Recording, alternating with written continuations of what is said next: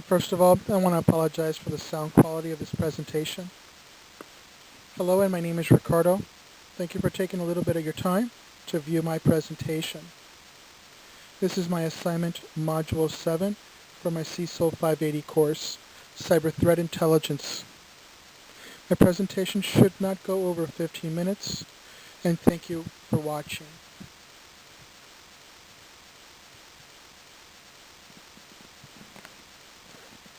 The agenda for the Cyber Threat Intelligence Plan has 8 parts to it.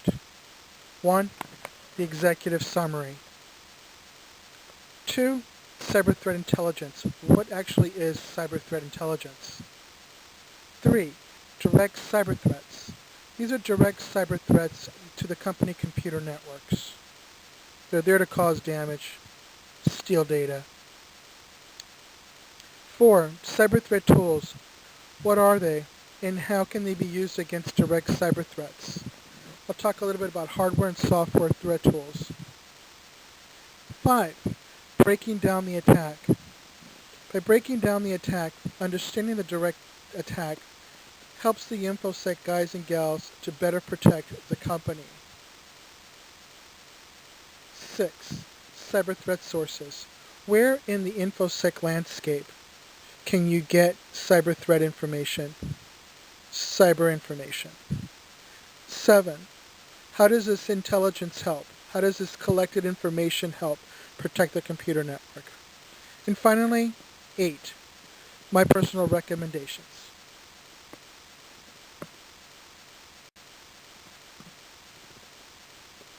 This presentation is in respect to a fictional home health care company moving to a paperless office and the new challenges of cyber threats against their all-new digital office.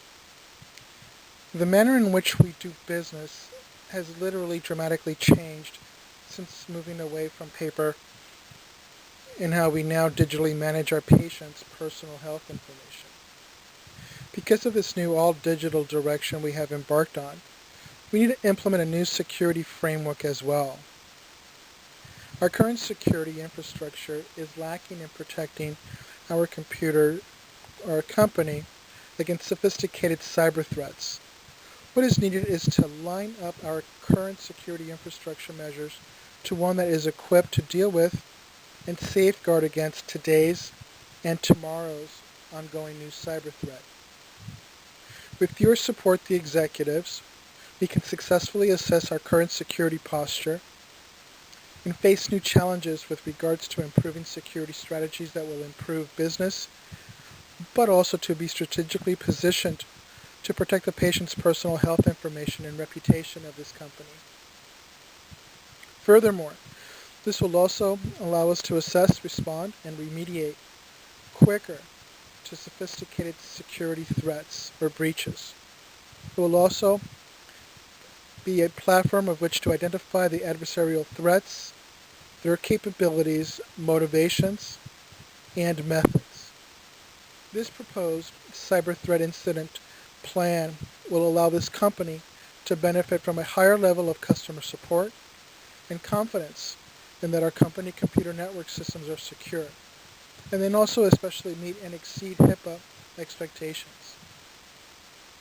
Since we have upgraded our daily business processes with how we handle patient personal health information from all paper to all digital, our existing security strategies and methodologies are not aligned to protect us from cyber threats that hackers pose, and also whose intentions are to alter, steal, or destroy our patients' personal health information. We are asking the executives for your approval and your support so that all this can be accomplished moving forward, because the Cyber Threat Intelligence Plan will provide that platform this company desperately does need to incorporate best practices to mitigate the new digital threat from breaching our networks and stealing our customers' private personal health information.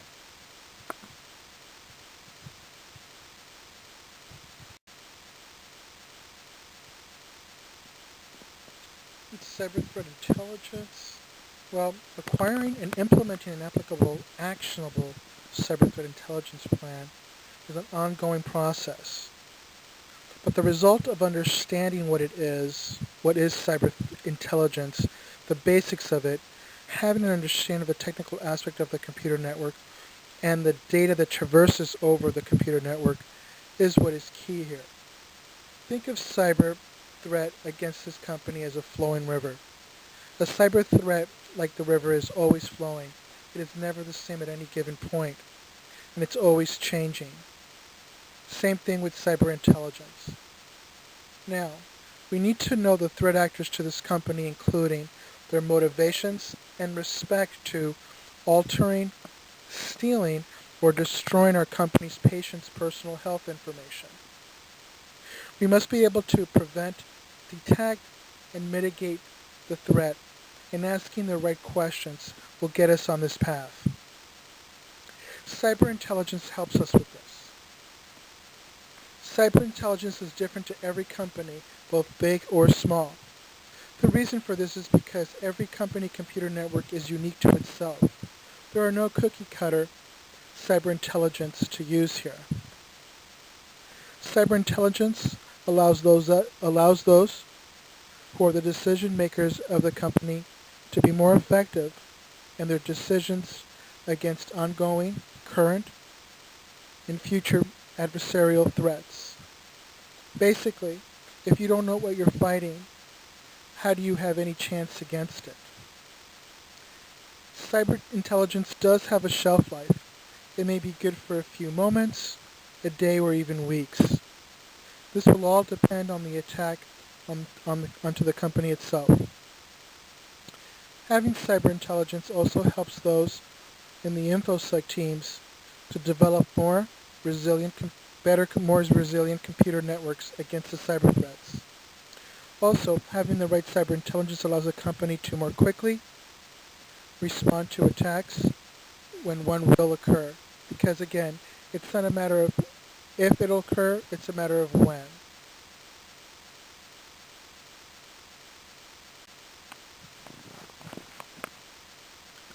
Types of cyber threats are numerous, but I've broken it down within this slide to 4 types. Ransomware, for example, as the infamous WannaCry. Malicious URLs, usually they come within email. Harmful attachments, also within email. And internal employees, usually they're out for revenge. They're disgruntled employees looking to damage the company computer network. Also, there are key questions that need to be continuously asked about these cyber threats. What are the current and future challenges that we face against current threat actors? What are the methodology vectors of these threat actors, the cyber threats? For example, it possibly could be, like I just said, current ex-employees, disgruntled employees, spear phishing, malware, ransomware, again, such as like in WannaCry, zero-day exploits, social engineering. Famous hacker comes to mind. Kevin Mitnick was a master at social engineering. And SQL injection. What are the consequences and risks involved if such a successful attack should occur within the company computer network? This is critical. This is going to hurt the bottom line of the company because it's going to include loss of existing and new patients, possible negative public reputation of the company, especially loss of personal private health information, also damage to the patient data, preventing business as usual, including loss of revenue.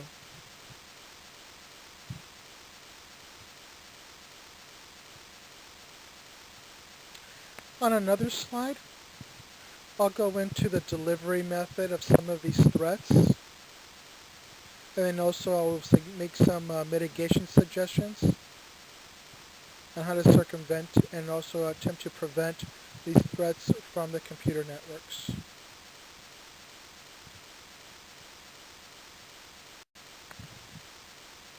Breaking down the attack allows us to better understand the attacker and the attack itself.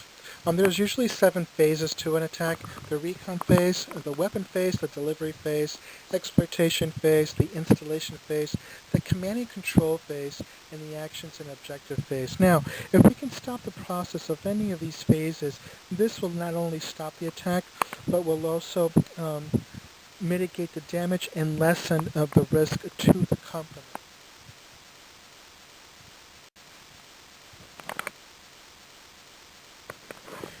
Having the right intelligence, or in other words, the right information gathered, will also help put a picture together of, one, what the threat is against the company, two, what the source of the vulnerability is, three, how to minimize the vulnerability, four, detecting the vulnerability. Also, it's important to gather this information. There are open sources out there at our disposal to create this actionable intelligence that we do need to protect our computer network systems. For example, you can get this information from RSS feeds, FTP sites, system log files, in other words, TCP dumps, application log files, conferences, great for networking, data exchange groups, again, great for networking. Some particular specific, and I'm not promoting any websites, but Alien Vault is another good site. Civiliance.com, FireEye.com, Looking Glass, Semantic, The Cyber Threat, it's a good book too.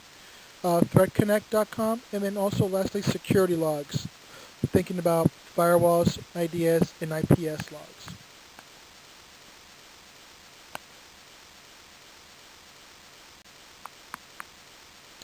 So the recommendations here is to have everyone involved, including the end users, to be aware of potential threats. Mitigating these risks is critical so we are in a better position to minimize the impact of the computer network. We also need to ensure that we are continuously assessing and keeping up with new technology and hacker methodologies so that we can minimize the risk over time. I also recommend continuous training and assigning the right responsibilities to the right people, not necessarily outsourcing the work. Keep it in-house. Other risk management methodologies I can recommend are to implement an incident management plan, manage user privileges and their media controls, malware protection, and just overall network security. One other thing I'd like to bring up to mitigate future attacks on our computer network, and not delving too much into it, just slightly talking a little bit about it, is called threat hunting. Basically, this is the act of going out into the network, searching for anomalies, something that's off baseline, and getting ahead of the attack, basically. But this can only be done once we have successfully implemented the cyber threat intelligence plan and have created, again, a baseline of the entire computer network. It's a proactive approach to searching out and identifying and understanding the adversarial threats. As I mentioned, understanding the threat will allow us to better understand our weaknesses, of which will allow us to be better prepared in protecting the computer against potential security threats. Thank you.